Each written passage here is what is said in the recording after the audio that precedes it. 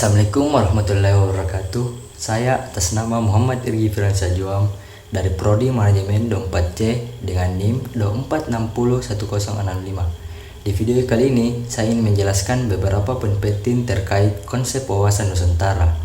Adapun poin pentingnya, yang pertama itu pengertian geopolitik, geostrategi, dan wawasan Nusantara. Poin yang kedua yaitu unsur dasar wawasan Nusantara. Yang ketiga, arah pandang wawasan Nusantara. Yang keempat, kedudukan, fungsi, dan tujuan wawasan Nusantara. Yang kelima, implementasi wawasan Nusantara. Yang keenam, menggali sumber historis, agama, kultur tentang wawasan Nusantara. Yang keenam, urgensi wawasan Nusantara. Nah, itulah tadi beberapa poin penting dari konsep wawasan Nusantara.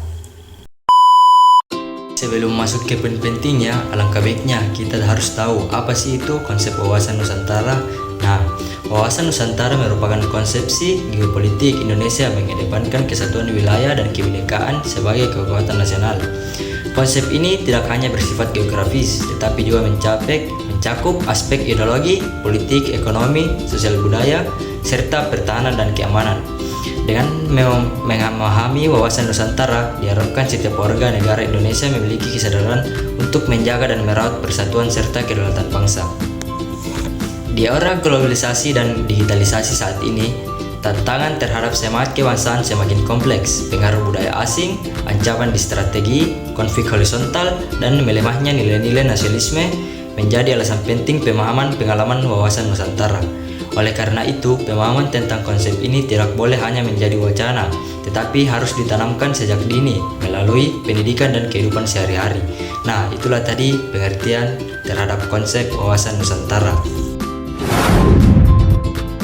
Nah, sekarang kita masuk di poin yang pertama, yaitu pengertian geopolitik, geostrategi, dan wawasan Nusantara. Yang pertama, pengertian geopolitik. Geopolitik bisa diartikan sebagai suatu kebijakan politik suatu negara yang menggunakan geografi sebagai basis penguasaan ruang hidup dan terjaminnya kelangsungan hidup serta pengembangan kehidupan negara yang bersangkutan.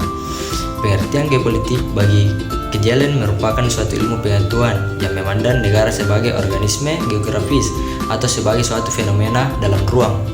Sudut pandang ini menekuni pengaruh faktor-faktor geografis terhadap negara dan kekokohannya, serta berdasarkan analisis tersebut diajukan tentang kebijakan yang sangat efisien untuk menjamin kemana arah pertumbuhan negara. Secara spesialis, geopolitik merupakan tantangan cara analisis kebijakan luar negara yang berupaya untuk menguasai, memprediksi, serta menerangkan sikap politik identitas internasional dalam variabel geografis. Variabel geografis bisa menuju ke negara ataupun posisi geografis negara yang bersangkutan, dimensi negara yang ikut serta, iklim di wilayah di mana negara ini, sumber energi alam, pertumbuhan teknologi, topografi, serta demografi. Nah, itulah tadi pengertian dari geopolitik. Yang kedua, pengertian geostrategi. Geostrategi adalah jenis kebijakan luar negeri yang dipandu terutama oleh faktor geografis saat kebijakan tersebut menginformasikan, membatasi atau mempengaruhi perencanaan politik dan militer. Seperti semua strategi, geostrategi berkaitan dengan pencocokan cara untuk mencapai tujuan. Dalam hal ini yaitu sumber daya yang dimiliki oleh suatu negara dengan tujuan geopolitiknya. Strategi yang terkait era dengan geografi seperti halnya geografi dengan kebangsaan, atau seperti yang dikatakan Gray dan Sloan. Geostrategi adalah ibu dari strategi. Di Indonesia sendiri, geostrategi diwujudkan dalam bentuk konsep ketahanan nasional atau national endurance. Republik Indonesia yang bertujuan untuk mengembangkan potensi secara nasional serta membantu dan menunjang tugas pemerintah Indonesia, mulai dari hal-hal yang berkaitan dengan ketertiban, kesejahteraan nasional, kemakmuran, pertahanan, keamanan, keadilan sosial, dan keadilan hukum. Nah, itulah tadi pengertian dari geostrategi. Terus yang ketiga, pengertian wawasan Nusantara. Nusantara berasal dari kata Nusa dan Antara. Nusa berarti pulau atau kepulauan, sedangkan Antara artinya di antara. Sehingga dapat dikatakan bahwa Nusantara diartikan sebagai satu kesatuan wilayah, perairan, dan pulau-pulau. Berarti wawasan Nusantara adalah cara pandang bangsa Indonesia tentang diri dan lingkungan berdasarkan ideologi nasionalnya yang dilandasi oleh Pancasila dan Undang-Undang Dasar 1945. Hal tersebut menjadi aspirasi bagi bangsa Indonesia yang merdeka, berdaulat, dan bermanfaat, serta menjiwai tata hidup dan tindakan kebijakannya dalam mencapai tujuan nasional. Nah, itulah tadi penjelasan dari poin pertama. Poin yang kedua yaitu unsur dasar wawasan Nusantara.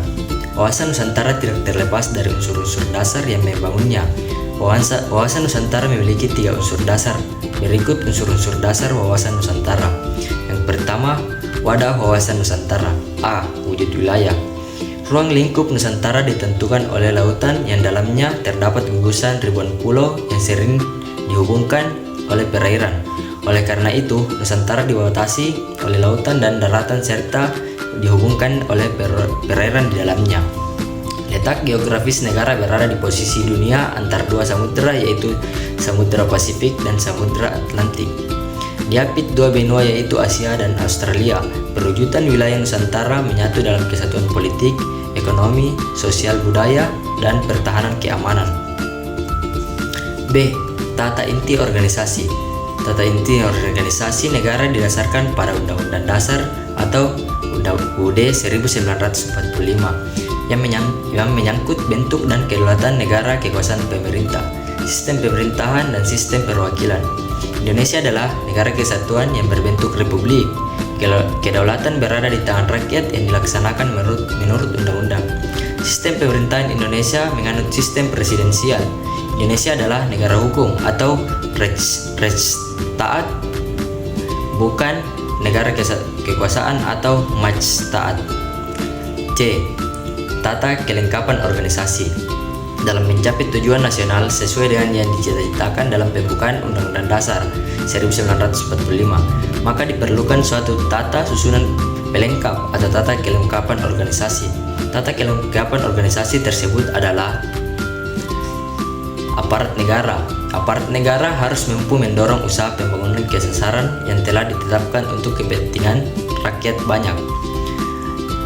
Kesadaran politik masyarakat. Kesadaran politik harus diwujudkan demi kestabilan politik oleh setiap warga, partai politik, organisasi masyarakat, serta organisasi, profesi, dan fungsional. Media pers. Pers yang diharapkan adalah pers yang sehat, jujur, dan bertanggung jawab sebagai penyalut suara masyarakat dan alat kontrol masyarakat terhadap pemerintah. Yang terakhir, partisipasi rakyat. Saluran yang efektif dalam membina partisipasi rakyat adalah lembaga perwakilan rakyat, musyawarah desa, lembaga perwakilan rakyat, perguruan tinggi, dan media massa. Yang kedua, isi wawasan Nusantara. Isi wawasan Nusantara adalah aspirasi bangsa yang berkembang di masyarakat dan cita-cita serta tujuan nasional yang tertuang dalam pembukaan Undang-Undang Dasar 1945. Isi wawasan Nusantara menyangkut 2 hal yang esensial, yaitu resosialisasi aspirasi bangsa sebagai kesepakatan bersama serta mencapai cita-cita dan tujuan nasional. Dan yang kedua, persatuan dan kesatuan dalam kebinekaan yang meliputi semua aspek kehidupan nasional. Yang ketiga, tata laku wawasan Nusantara. Tata laku wawasan Nusantara merupakan interaksi antara wadah dan isi. Tata laku wawasan Nusantara mencakup 2 segi, yaitu yang pertama, tata laku batiniah, mencerminkan jiwa, semangat, dan mentalitas yang baik dari bangsa Indonesia. Dan yang kedua, tata laku lahiriah, mencerminkan tindakan, perbuatan, dan perilaku dari bangsa Indonesia. Tata laku dilahirkan merupakan kekuatan yang utuh dalam arti kemanunggalan, meliputi perencanaan, pelaksanaan, pengawasan, dan pengadilan. Kedua tata laku ini mencerminkan identitas jati diri atau kepribadian bangsa Indonesia berdasarkan kekeluargaan dan kebersamaan. Di dalamnya tertanam rasa bangga dan cinta tanah air sehingga menimbulkan nasionalisme yang tinggi. Nah, itulah tadi beberapa pengertian dari poin yang kedua. Kita masuk di poin yang ketiga, yaitu arah pandang wawasan Nusantara. Arah pandang wawasan Nusantara mencakup pemahaman tentang diri dan lingkungan bangsa Indonesia. dengan fokus pada persatuan dan kesatuan dalam konteks nasional dan internasional. Yang pertama, arah pandang ke dalam. Arah pandang ke dalam wawasan Nusantara mengandung arti bahwa bangsa Indonesia harus peka dan berusaha mencegah dan mengatasi sedini mungkin faktor-faktor penyebab timbulnya disintegrasi bangsa. Arah pandang ke dalam bertujuan menjamin perwujudan persatuan dan kesatuan segenap aspek kehidupan nasional, baik aspek alamiah maupun sosial. Di sisi lain, bangsa Indonesia harus mengupayakan terpeliharanya persatuan dan kesatuan dalam kebinekaan. Dan yang kedua, arah pandang keluar. Arah pandang keluar wawasan Nusantara mengandung arti bahwa dalam kehidupan internasionalnya, bangsa Indonesia harus berusaha mengamankan kepentingan nasionalnya dalam semua aspek kehidupan demi tercapainya tujuan nasional sesuai pembukaan Undang-Undang Dasar 1945. Arah pandang keluar ditunjukkan demi terjaminnya kepentingan nasional dalam dunia yang serba berubah dalam melaksanakan ketertiban dunia yang berdasarkan kemerdekaan, perdamaian abadi, dan keadilan sosial, kerjasama internasional, serta sikap saling menghormati. Nah, itulah tadi penjelasan dari poin yang ketiga. Poin yang keempat, kedudukan, fungsi, dan tujuan wawasan Nusantara. Wawasan Nusantara berfungsi sebagai landasan visional bagi bangsa Indonesia, mengutamakan persatuan dan kesatuan dalam mencapai tujuan nasional. 1. Kedudukan wawasan Nusantara. Wawasan Nusantara memiliki kedudukan yang sangat penting dalam paradigma nasional Indonesia. Sebagai landasan visional, wawasan Nusantara menjadi ajaran yang diyakini oleh seluruh rakyat Indonesia untuk mencegah penyesatan dalam upaya mencapai cita-cita dan tujuan nasional. Ini mencakup pemahaman bahwa Indonesia adalah negara kepulauan yang harus dipandang sebagai kesatuan utuh, baik dari segi politik, sosial, budaya maupun ekonomi. Yang kedua, fungsi wawasan Nusantara. Fungsi wawasan Nusantara meliputi beberapa aspek penting, antara lain pedoman dan motivasi. Wawasan Nusantara berfungsi sebagai pedoman dalam menentukan kebijakan, keputusan, dan tindakan bagi penyelenggara negara di semua tingkatan, serta bagi seluruh rakyat Indonesia dalam kehidupan bermasyarakat dan bernegara. Konsep pertahanan dan keamanan. Wawasan Nusantara juga berfungsi sebagai pandangan geopolitik yang melihat seluruh wilayah Indonesia sebagai satu kesatuan dalam konteks pertahanan dan keamanan. Dan yang terakhir, pembangunan dan ketahanan nasional. Wawasan Nusantara berperan dalam pembangunan nasional dan ketahanan nasional dengan mengutamakan kepentingan bagi bangsa di atas kepentingan individu atau kelompok. Yang ketiga, tujuan wawasan Nusantara. Tujuan wawasan Nusantara adalah untuk mewujudkan nasionalisme yang tinggi di seluruh aspek kehidupan rakyat Indonesia. Beberapa tujuan spesifikasinya meliputi 1. Mewujudkan persatuan dan kesatuan, mengutamakan kepentingan nasional, dan menjamin kelangsungan penyelenggaraan bangsa dan negara untuk mencapai masyarakat yang adil dan makmur. Yang kedua, hubungan internasional, mewujudkan hubungan dengan dunia internasional berdasarkan kemerdekaan, perdamaian abadi, dan keadilan sosial untuk mendukung kepentingan nasional. Dan yang terakhir yaitu peningkatan rasa kebangsaan, meningkatkan rasa, paham, dan semangat kebangsaan dalam jiwa bangsa Indonesia sebagai hasil pemahaman dan penghayatan terhadap wawasan Nusantara. Dengan demikian, wawasan Nusantara tidak hanya menjadi cara pandang, tetapi juga merupakan landasan yang mengarahkan tindakan dan kebijakan dalam kehidupan berbangsa dan bernegara di Indonesia. Nah, itulah tadi poin penting dari dari poin yang keempat. Masuk di poin yang kelima, yaitu implementasi wawasan Nusantara. Implementasi wawasan Nusantara dapat tercermin lewat pola pikir, sikap, tindakan, dan masyarakat. Selain itu, penerapannya berorientasi pada kepentingan rakyat dan wilayah tanah air secara menyeluruh. 1. Politik. Implementasi wawasan Nusantara dalam kehidupan politik akan menciptakan iklim penyelenggaraan negara yang sehat dan dinamis. Hal ini ditunjukkan dengan wujud pemerintahan yang kuat, aspiratif, dan kepercayaan memegang kedaulatan rakyat. Yang kedua, ekonomi. Menciptakan kehidupan ekonomi yang terjamin, pemenuhan, dan meningkatkan kesejahteraan serta kemakmuran rakyat dengan merata dan adil. Implementasi wawasan Nusantara dalam bidang ekonomi dapat dicerminkan melalui tanggung jawab pengelolaan sumber daya alam dan memperhatikan kebutuhan masyarakat juga kelestarian sumber daya itu sendiri. Yang ketiga, kehidupan sosial budaya. Penerapan wawasan Nusantara di bidang sosial budaya akan menciptakan sikap saling menerima dan menghormati segala perbedaan. Dengan begitu, akan tercipta kehidupan masyarakat yang bersatu tanpa membeda-bedakan suku, daerah, agama, dan golongan lainnya. Dan yang keempat, pertahanan keamanan atau HANKAM. Wawasan Nusantara dapat menumbuhkan kesadaran cinta tanah air dan bangsa yang tercermin dalam sikap bela negara. Ini akan menjadi modal utama yang akan menggerakkan partisipasi setiap warga negara Indonesia dalam menanggapi setiap bentuk ancaman atau setiap gejala yang membahayakan keselamatan bangsa dan kedaulatan negara. Nah, itulah poin penting materi yang kelima.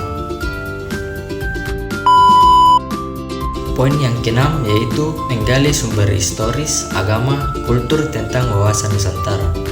Wawasan Nusantara sebagai konsep kebangsaan tidak muncul begitu saja, tetapi memiliki akar yang kuat dari sejarah, nilai-nilai keagamaan, dan budaya yang telah mengakar dalam kehidupan bangsa Indonesia sejak zaman dahulu. Ketiga sumber ini saling melengkapi dan memperkuat konsep kebangsaan yang berlandaskan persatuan dan keberagamaan. Yang pertama, sumber historis. Secara historis, semangat persatuan Nusantara sudah terlihat sejak masa kerajaan-kerajaan besar seperti Kerajaan Sriwijaya dan Kerajaan Majapahit. Kerajaan Majapahit misalnya pernah menyatukan wilayah Kepulauan Nusantara di bawah semboyan terkenal dengan Bhinneka Tunggal Ika, yang berarti berbeda-beda tetapi tetap satu. Semangat inilah yang menjadi salah satu fondasi lahirnya konsep wawasan Nusantara, yaitu bagaimana wilayah-wilayah yang terpisah secara geografis dapat dipandang sebagai satu kesatuan politik dan budaya.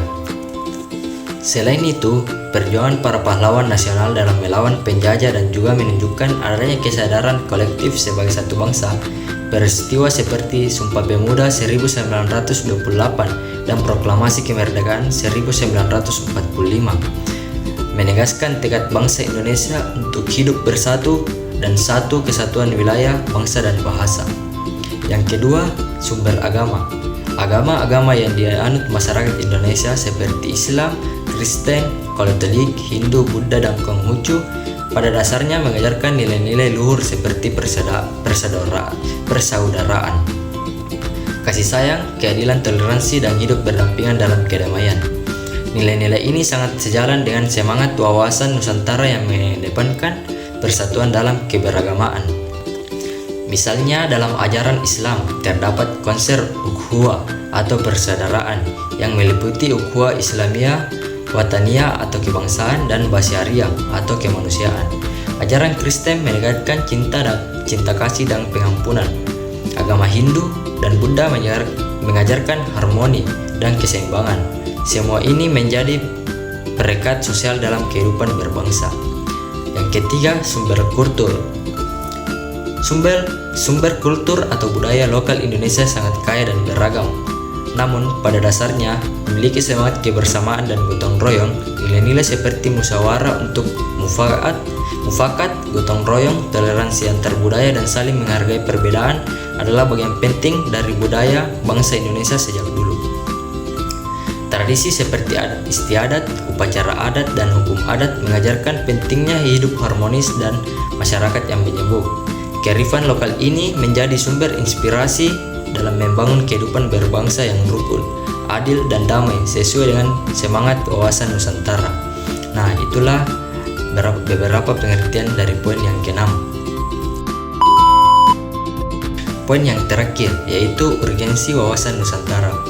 Wawasan Nusantara muncul sebagai konsep yang merangkum keanekaragaman geografis, budaya, dan sosial di seluruh wilayah Indonesia.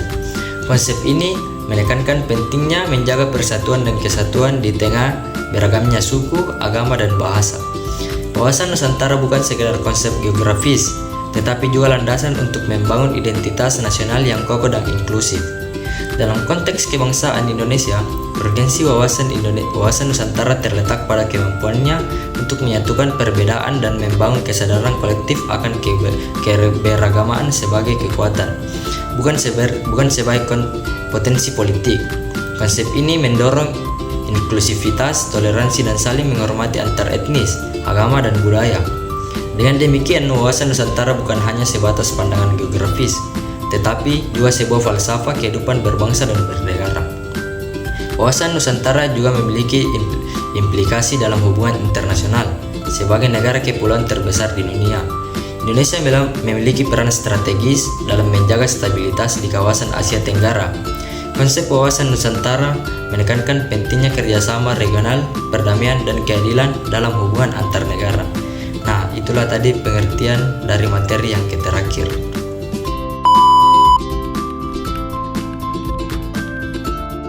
Berikut ini pengertian geopolitik menurut para ahli. Yang pertama, Friedrich Ratzel tahun 1844 sampai 1904 dengan teori ruang. Dia menyatakan bangsa berbudaya hendak memerlukan sumber energi manusia yang besar, serta kesimpulannya mereka menekan daerah primitif bangsa. Yang kedua, Sir Halford Mackinder tahun 1861 sampai 1947 dengan teori wilayah jantung atau Heartland. Teori ini melaporkan kalau siapapun yang mengatur Heartland hingga dihendak memerintah pulau dunia merupakan istilah buat daerah Asia Tengah, sedangkan daerah timur pulau dunia tengah kedua mengacu pada wilayah ini merupakan berarti daerah dunia minyak serta gas. Yang ketiga, Alfred T. Maham berkata, lautan kehidupan, terdapat banyak sumber energi alam di laut. Oleh sebab itu, wajib membangunkan angkatan laut yang kokoh buat melindungi. Dan yang keempat, Giulio Douhet tahun 1869 sampai 1930 dan William Mitchell 1879 sampai 1936 dengan teori kekuatan di air berkata, angkatlah hawa sanggup beroperasi hingga ke garis balik lawan serta kemenangan akhir ditetapkan oleh kekuatan jiwa. Adapun definisi geostrategi menurut para ahli antara lain, yang pertama, James Rogers and Louis Simon. Geostrategi adalah tentang pelaksanaan kekuasaan atas ruang-ruang yang sangat kritis di permukaan bumi, tentang menyusun kehadiran politik di atas sistem internasional. Yang kedua, Jacob J. Greigel. Arti geostrategi adalah arah geografis dari kebijakan luar negeri suatu negara. Lebih tepatnya, geostrategi menggambarkan di mana suatu negara mengusahakan upayanya dengan memproyeksikan kekuatan militer dan mengarahkan kegiatan diplomatik. Dan yang ketiga, menurut Merriam-Webster, geostrategi adalah bagian daripada cabang geopolitik yang berhubungan dengan strategi, sehingga kombinasi faktor geopolitik dan strategi yang menjadi ciri wilayah geostrategi tertentu, di mana dalam penggunaan strategi oleh pemerintah berdasarkan geopolitik. Kesimpulan dari materi ini adalah wawasan Nusantara merupakan cara pandang dan sikap bangsa Indonesia terhadap diri dan lingkungan sekitarnya dengan mengedepankan persatuan dan kesatuan wilayah dalam kerangka Negara Kesatuan Republik Indonesia. Konsep ini lahir dari realitas geografis, sejarah, budaya, dan nilai-nilai luhur bangsa Indonesia yang beragam. Sebagai pandangan geopolitik Indonesia, wawasan Nusantara menjadi landasan dalam setiap aspek kehidupan bermasyarakat, berbangsa, dan bernegara, seperti bidang politik, ekonomi, sosial budaya, serta pertahanan dan keamanan. Konsep ini juga ditopang oleh 3 unsur dasar wilayah. Unsur dasar yaitu wadah, wilayah, dan struktur negara, isi, aspirasi dan cita-cita nasional, dan tata perilaku batiniah dan lahiriah bangsa Indonesia. Urgensi wawasan Nusantara di era globalisasi sangat tinggi karena mampu menjadi alat berkat di tengah tantangan disintegrasi, konflik sosial, dan lunturnya semangat nasionalisme. Oleh karena itu, penguatan pemahaman dan pengalaman wawasan Nusantara perlu terus ditanamkan di seluruh lapisan masyarakat, terutama generasi muda. Itulah tadi kesimpulan dari materi wawasan Nusantara.